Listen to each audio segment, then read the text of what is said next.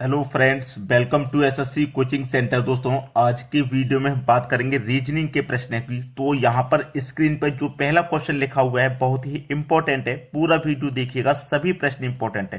तो चलिए स्टार्ट करते हैं। पहला question, A B C D एक चक्रीय चतुर्भुज है जिसमें ए बी और डी सी जब बढ़ाई जाती है तो ये पी पर मिलती है। कौन कौन बढ़ाया जाता है? ए बी, यानी कि ए बी को हम बढ़ाएंगे, ए बी को हम बढ़ाएंगे, ठीक है, और डी सी को बढ़ाएंगे। डी सी को जब हम बढ़ाएंगे तो ये ऐसे करके दोनों को जब हम बढ़ाएंगे तो ये कहाँ मिलेंगी? ये मिलेंगी पी पर, यानी कि यहाँ पे क्या है? पी, पी पर मिलती हैं। यदि पी ए बराबर 8 सेंटीमीटर, पी ए बराबर यानी कि ये पूरी यहां से लेके यहां तक 8 सेंटीमीटर, ठीक है, 8 सेंटीमीटर है। पी बी बराबर 6 सेंटीमीटर है। पी बी बराबर यानी कि ये वाली 6 सेंटीमीटर है, ठीक है, ये वाली 6 सेंटीमीटर है। P A 8 centimetre, P B 6 centimetre, P C 4 centimetre, P C 4 centimetre है, ये 4 सेंटीमीटर पी सी, ठीक है, ये 4 सेंटीमीटर है। तो पी डी की लंबाई सेंटीमीटर में क्या है? पी डी यानी कि ये वाली लंबाई सेंटीमीटर में क्या है? ये वाली लंबाई पूछ रहा है क्या है, ठीक है। चलिए, इसे करने का सबसे सरल तरीका है, आसानी से आप कर पाओगे, ठीक है। बहुत अच्छा क्वेश्चन है, देखिए, अच्छा क्वेश्चन है। यहां पे हम इसको जो एक फॉर्मूला टाइम एंड वर्क में आपने सीखा होगा उसी से कर लेंगे, ठीक है। बहुत अच्छा सवाल है, उसी फॉर्मूले से हम कर लेंगे। देखिए, ये पूरी दूरी क्या है हमारे पास? एपी, यानी कि मैं क्या लूंगा? एपी गुने बीपी, ये वाली, यानी कि एपी गुने बीपी, ठीक है, गुने बीपी बराबर फिर से वही डीपी, डीपी गुने सीपी, ठीक है। सीपी लिखो चाहे पीसी लिखो, एक ही बात है, आगे पीछे मल्टीप्लाई में लिख देंगे। अब एपी क्या है? 8 सेंटीमीटर इंटू बीपी क्या है? बीपी है 6 सेंटीमीटर। डीपी, डीपी पता करनी है, ठीक है, डीपी नहीं पता है हमें, उसे एक्स मान लेता हूं। इंटू पीसी, पीसी कितनी है? 4 सेंटीमीटर, तो यहां 4 लिख देंगे। अब देखो, 4 से 8 दो बार में कट जाएगा, 6 का मल्टीप्लाई 2 से हो जाएगा तो 12, यानी कि एक्स हमने माना था डीपी को, तो डीपी कितना निकल के आ गया? 12 सेंटीमीटर। डीपी कितना निकल के आ गया? 12 सेंटीमीटर। ये सवाल का सही जवाब हो जाएगा डी ऑप्शन। अब आसानी से कर पाओगे इन प्रश्नों को। चलिए अब देखते हैं अगला क्वेश्चन।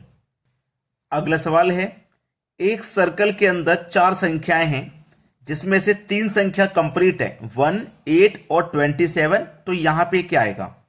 इसको करने का सबसे पहला तो यह तरीका रहता है कि आप आमने सामने रिलेशन बनाएं। जैसे 1 के सामने 27 है, 8 के सामने क्वेश्चन मार्क है। अगर यह तरीका जब काम नहीं करे तो फिर आपको इनको अलग अलग बनाना है।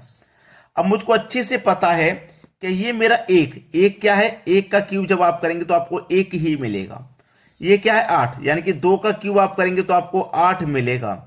और ये क्या है? 3, यानी कि 3 का क्यूब करेंगे तो आपको 27 मिलेगा। ये 1 का क्यूब है, ये 2 का क्यूब है, ये 3 का क्यूब है, तो अब यहां पे क्या आ जाएगा? 4 का क्यूब आ जाएगा, जो कि 64 होता है। तो इसका मतलब पहला ही सवाल, पहला ही ऑप्शन सवाल का बिल्कुल सही जवाब। चलो अब देखेंगे अगला क्वेश्चन। अगला प्रश्न है, यहां पे देखो सर्कल बना हुआ है, और मैंने आपको अभी अभी बताया अगर सर्कल वाला प्रश्न हो तो सबसे पहले उसमें क्या करेंगे? आमने सामने बना के देखो। जैसे 8 के सामने 16 है, 12 के सामने 24 है, और ये 36 और ये क्वेश्चन मार्क आमने सामने है, ठीक है। मैंने यही बताया कि पहले आमने सामने बना के देखो। तो देखेंगे हम, 8 के सामने 16 है, 8 के सामने 16 है, मतलब 8 का 2 गुना है 16। 12 के सामने 24 है, इसका मतलब 12 का 2 गुना है 24। अब यहां पे कौन सी संख्या आएगी जिसका 2 गुना 36 हो जाएगा? तो 18 का 2 गुना 36 होता है, तो इसका मतलब यहां पे 18 आना चाहिए। 18 आपके बी ऑप्शन में दिया गया है, बिल्कुल सही जवाब। समझ में आ गया ना? चलो अब देखेंगे अगला क्वेश्चन।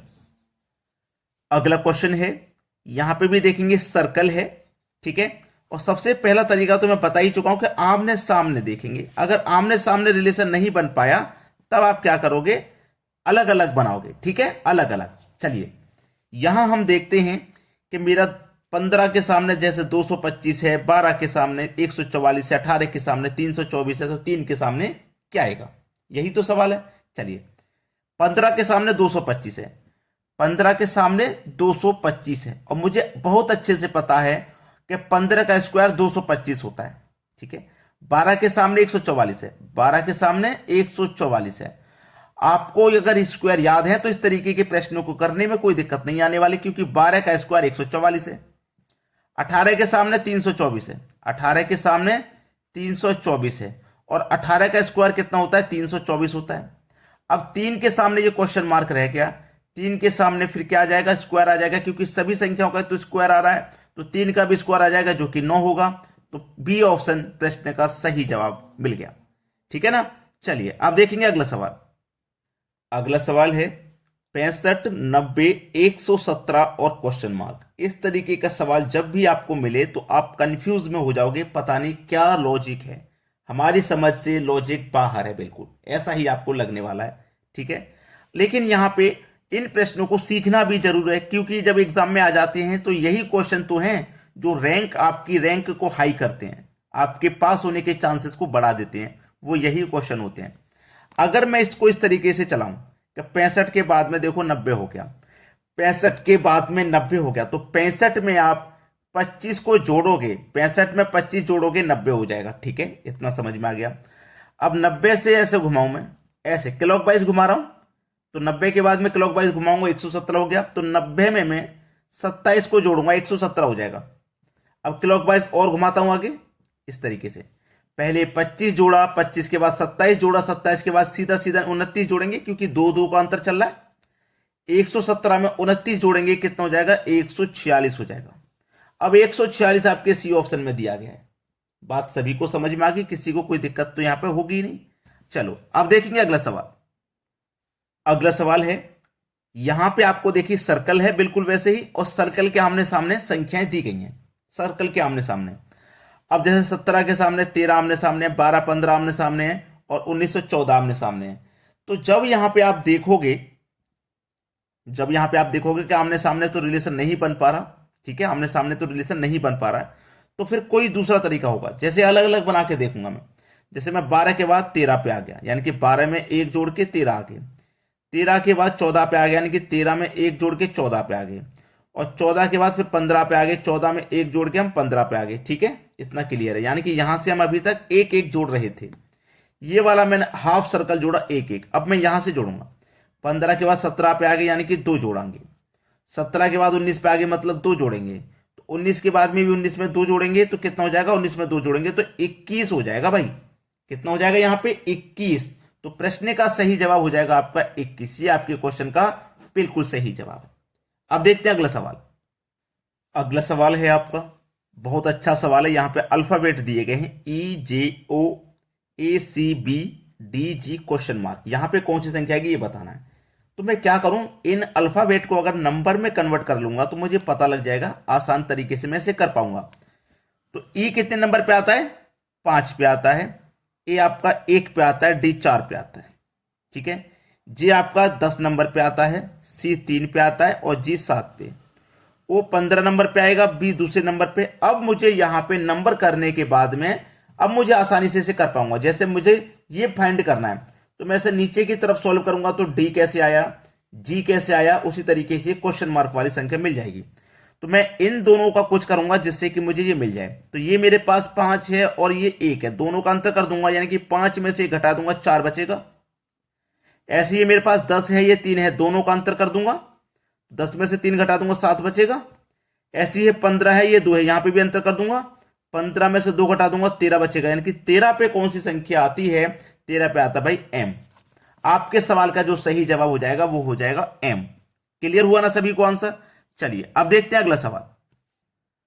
अगला सवाल है ये 26, ये 63, ये 124 और ये हो गया क्वेश्चन मार्क। वैसे तो मैं ये प्रश्न आपके लिए होमवर्क के लिए रखा था, लेकिन मैं इसे जरूर कराऊंगा क्योंकि आप नहीं कर पाओगे। ठीक है, ये मेरे पास क्या है 26 यानी कि 26 है, और ये 63 है, और ये 124 है। अब मुझे ये 26 बनाना है तो मुझे अच्छे से पता होना चाहिए कि 3 का क्यूब -1 26 होता है, क्योंकि 3 का क्यूब अगर आप करोगे, 3 का क्यूब करोगे तो 27 और -1 उसमें से कर दोगे आप, 26 हो जाएगा। ये क्या है 4 का क्यूब -1, ये क्या है 4 का क्यूब -1, क्योंकि 4 का क्यूब आप करेंगे 64 और -1 उसमें से कर देंगे तो कितना आ जाएगा 63 आ जाएगा। ये ये क्या है 5 का क्यूब माइनस 1, 5 का क्यूब 125 माइनस कर देंगे 1 हो जाएगा 124। बिल्कुल सेम आगे बढ़ते जाइए, 3 4 5 के बाद 6 आ जाएगा। ठीक है, 6 का क्यूब माइनस 1, 6 का क्यूब कितना होता है भाई 216 माइनस कर देंगे 1 हो जाएगा 215। 215 बिल्कुल सही जवाब 215 हो जाएगा, जो कि हमारे सी ऑप्शन में यहां आ जाएगा 215। करने का सही तरीका आपको जरूर आना चाहिए, वरना सवाल गलत हो जाएगा। क्लियर दोस्तों, आज के वीडियो में इतना ही। अगर आपने अभी तक लाइक नहीं किया तो लाइक कर दें, और शेयर नहीं किया है तो शेयर कर दें। ठीक है दोस्तों, धन्यवाद।